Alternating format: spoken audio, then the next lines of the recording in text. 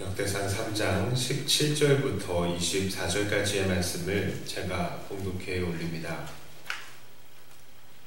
사로잡혀간 여고냐의 아들들은 그의 아들 스알디엘과 말기람과 부다야와 세나살과 여가냐와 호사마와 느랴바요 느다야의 아들들은 스룹바벨과 시므이요 스룹바벨의 아들들은 무슬람과 하나냐와 그의 매제 슬로밋과 또 하수바와 오헬과 베레기야와 하사랴와 유사페셋 5사람이요 하나냐의 아들은 블라자와 여사야요 또 르바야의 아들 아르난의 아들들 오바댜의 아들들 스가냐의 아들들이니 스가냐의 아들은 스마야요 스마야의 아들들은 아투스와 이갈과 바리야와 느하랴와 사밧 6사람이요 느하랴의 아들은 엘요에네와 히스기야와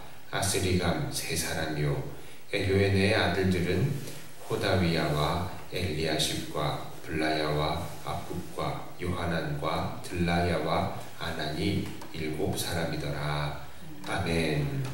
자, 오늘 역대상 3장은 유다의 족보 가운데에 특별히 다윗과 솔로몬의 족보, 즉 왕의 족보를 설명하고 있습니다. 이 역대상 3장에 어떤 특징이 있습니까? 바로 북이스라엘의 왕조에 대해서는 깔끔하게 생략이 되어 있다는 것입니다. 역대 왕들을 기록하는 데 있어서 북이스라엘의 왕조가 기록이 되지 않은 거예요. 르호보암의 실정과 또 하나님 앞에 바로 서지 못함 때문에 북에서 새롭게 왕조가 시작이 되기는 했지만 이것들은 정말 심하게 말하자면 괴뢰 정보와도 같은 것입니다. 하나님께서는 그저 다윗의 후손만을 왕으로 인정하시고 계셨던 것이죠. 그렇기 때문에 이 역대기에는 그 북이스라엘의 정권들의 역사가 중심으로 나오지 않고 남유다의 다윗 왕조의 역사가 중점적으로 그 시선을 받고 있는 것입니다.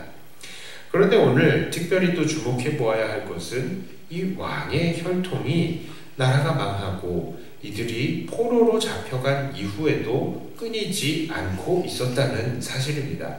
오늘 본문에는 다윗의 후손인 스룹바벨과 그의 후손들이 존재한다는 것을 말하고 있습니다. 이것은 하나님께서는 여전히 약속을 진실히 이어나가고 계시다는 사실을 알려줍니다. 하나님께서는 다윗에게 이렇게 약속을 하셨습니다. 사무엘하 7장 16절에서요. 네 집과 네 나라가 내 앞에서 영원히 보존되고 네 왕위가 영원히 견고하리라 하셨다. 이렇게 말씀하셨어요. 그러니까 하나님께서는 다윗 그리고 그 나라 그 다윗의 후손 영원토록 붙들어 주시겠다. 그런데 이렇게 그 나라를 보존하시고 그 왕위를 견고하게 하시겠다는 그 약속을 하나님께서는 지금 이어가시고 계시는 겁니다. 물론 사람의 눈에 보기에는 유다의 나라가 다 망한 것 같지만 사실은 하나님께서는 다윗에게 말씀하셨던 다윗의 자손의 왕위가 견고하게 하시겠다는 그 말씀을 이어가시고 계신다는 것이죠.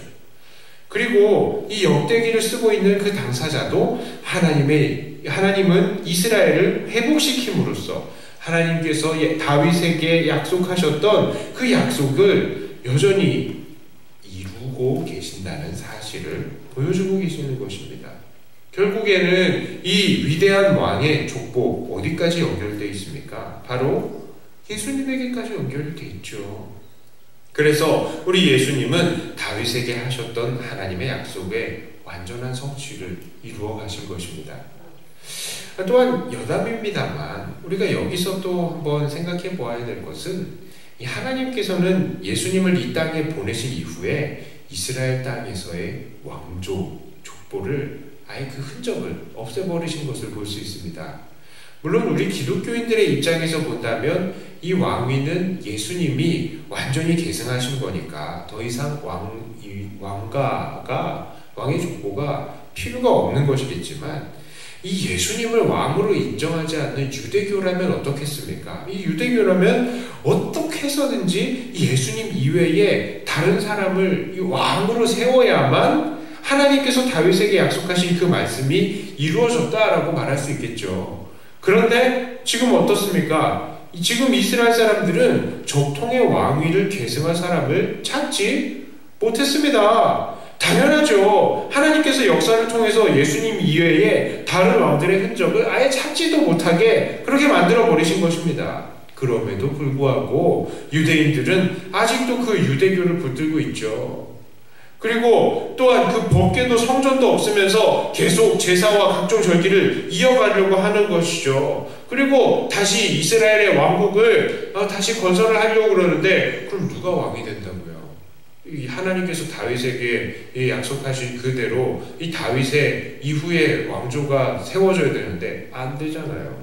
좀 실질적으로 그렇게 이루어질 수가 없는 것입니다. 자, 그러면서도 이 사람들은 이렇게 자기들의 이 종교를 지켜가려고 하는 것 자체가 벌써 약속을 이루시는 신실한 하나님을 신실하시지 못하신 하나님으로 만들어 버리시고 있는 거잖아요. 자기들은 하나님께서는 분명히 이 왕위를 끊이지 않으시겠다고 하셨는데 그 왕도 못 찾으면서 무슨 지금 이 사람들은 떼고집을 부리고 있는 겁니다.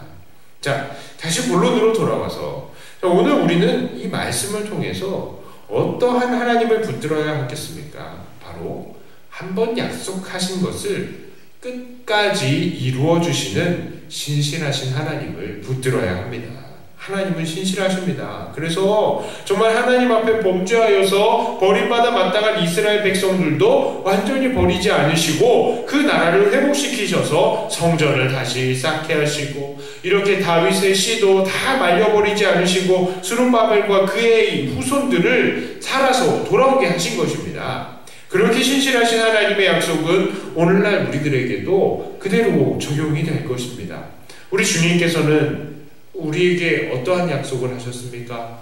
다시 오신다는 것을 약속하셨습니다. 우리 주님께서는 약속하신 대로 다시 오실 것이고 이 세상을 선악간에 심판하실 것이고 예수님을 믿는 우리들에게 영원한 생명을 허락하실 것입니다. 신실하신 하나님은 그 약속하신 바를 반드시 이루어 주실 것입니다. 사실 오늘날 우리들의 환경들을 바라보면요, 하나님께서 하신 이 약속들이 정말 이루어질까 의심스러운 것도 사실이죠. 악의 권세들은 득세하고 있고 믿는 사람들은 핍박을 당하고 있고 사람들은 각종 과학과 논리들을 이용해서 우리들의 신앙이 그저 비과학적인 것, 그냥 그런 것들, 우리가 이 비과학적인 것들을 맹신하는 바보라고 우리들을 놀려댑니다. 그래서 우리들 믿는 사람들도 과연 하나님의 그 약속하신 것들 이루어질까 하는 의문들이 들기도 하죠. 그러나 비록 오늘날 우리들의 환경이 어둡다 할지라도 우리들은 이 신실하신 하나님을 믿어야 합니다. 오늘 포로에서 돌아온 백성들도 그것을 깨달았을 것입니다. 유다의 나라가 다 망한 것 같고 그 왕조는 다 끊겨서 멸망한 것 같지만 하나님의 나라가 다시 세워졌으며 하나님의 택하신 다윗 왕조도 건재했던 것입니다. 그리고 더 나아가서 우리 하나님께서는 예수님께서를 이 땅에 보내주셔서 다윗의 후손으로서 영원한 왕을 세워주신 것입니다. 그러므로 오늘날 하나님의 백성들은 눈앞의 여러 환경들에 좌지우지 되어서는 안 되고요. 그저 신실하신 하나님만을 붙들고 나아가야 하는 것입니다. 사랑하는 성도 여러분, 세상은 어둡고 아무 소망도 우리에게 없는 것 같지만 하나님의 나라는 완전히 망해버린 것 같이 보이지만 여전히 하나님은 살아계시고 그 약속에 신실하신 분이신 것입니다. 이렇게 약속을 통하여서 증명하신, 이 역사를 통하여서 증명하신 이 하나님의 일하심을 우리는 오늘도 마음에 새기며 마음의 소망을 새롭게 하시며 더욱더 하나님을 의지하시는, 그래서 하나님의 그 약속하신 바를 기다리시는 저와 여러분들 다 되시기를 주님의 이름으로 축복합니다. 기도합니다.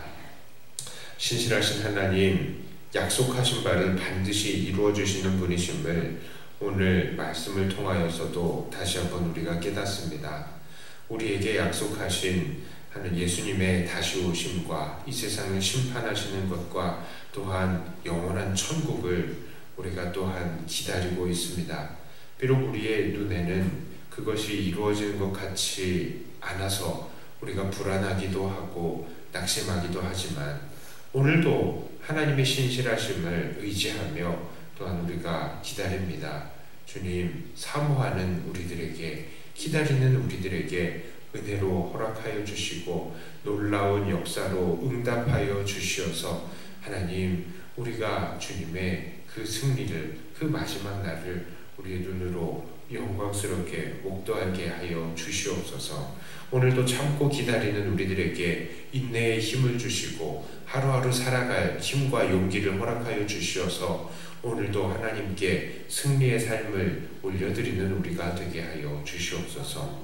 하나님, 우리 코로나19 이 사태가 어서 빨리 종식이 될 수 있게 하여 주시고 우리 학생들도 자유롭게 일상적으로 또 학교에 돌아갈 수 있게 하여 주시고 또 우리 모든 사람들 일상이 회복이 될 수 있게 하여 주시고 경제가 회복이 될 수 있게 하여 주시어서 하나님, 우리 평안한 삶을 다시 한번 우리들에게 허락하여 주시옵소서. 감사드립니다. 주님께 모든 것들을 맡겨드리고 우리 주 예수님 이름으로 간절히 기도드리옵나이다. 아멘.